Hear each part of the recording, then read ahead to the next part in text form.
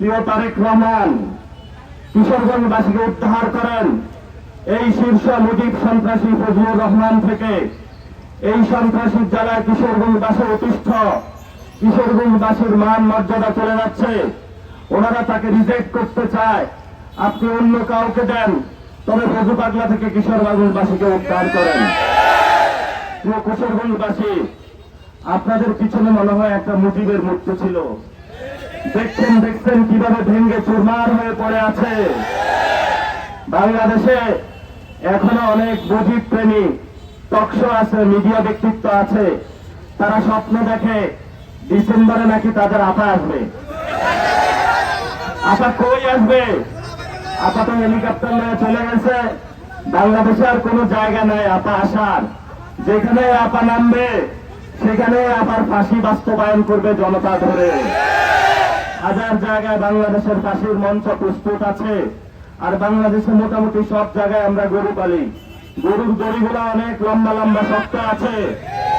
এই দড়িগুলো শেখ হাসিনার জন্য প্রস্তুত আছে। যেখানেই নামবে সাথে সাথে বাংলাদেশে তার ফাঁসি বাস্তবায়ন করা হবে। এক সেকেন্ড আমরা দেরি করব না। আপনাদের অনেক সংসদ সদস্য, আল্লাহ আমাকে আর মামুনুল হককে সার্জিস আলমকে ভাগ্য দেয় নাই তাদের সাথে বসার জন্য। আমরা বলবো সংসদে একটা নিয়ম হয়েছে যে বাংলাদেশে হলে মাদকের চোরাচালান বন্ধ করবে এবং যারা এটার সাথে জড়িত হবে তাদের মৃত্যুদণ্ড দেওয়া হবে।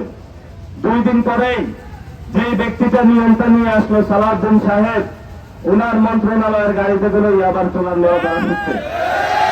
কাণ্ড কারখানাহীন বাংলাদেশ। আমরা সরকারের কাছে একটা আহ্বান জানাবো। বাংলাদেশ মাদকে ছেয়ে গিয়েছে। একটা সময় চায়না আফিম যুদ্ধ হয়েছিল। ব্রিটিশরা চায়না দখল করতে আসছে।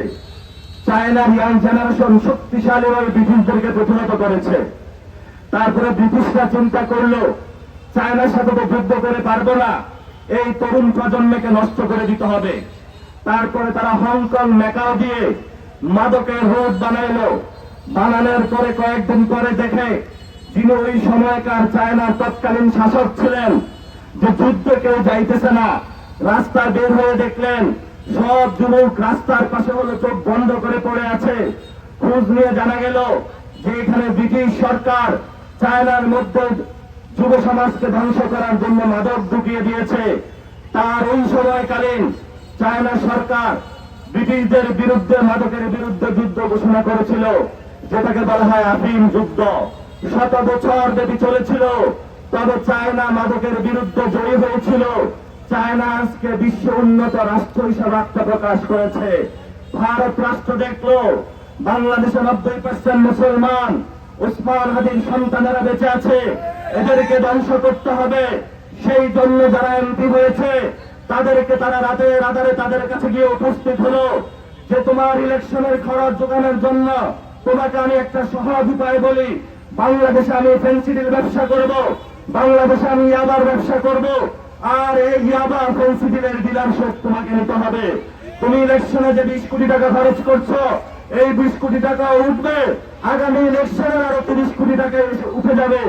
এমপি সাহেব চিন্তা করলো এটা তো খারাপ ব্যবসা না, কিন্তু ভারত রাষ্ট্র চিন্তা করলো এই এমপির মাধ্যমে কিশোরগঞ্জ থেকে শুরু করে টেকনাফ থেকে তেতুলিয়া, রূপসা থেকে পাটুরিয়া যদি আমরা মাদক ঢুকাইতে পারি এবং সেখানে যদি যুব সমাজকে ধ্বংস করতে পারি, তাহলে বাংলাদেশে কালিমার পতাকা লা ইলাহা ইল্লাল্লাহ বলার একটা লোক থাকবে না।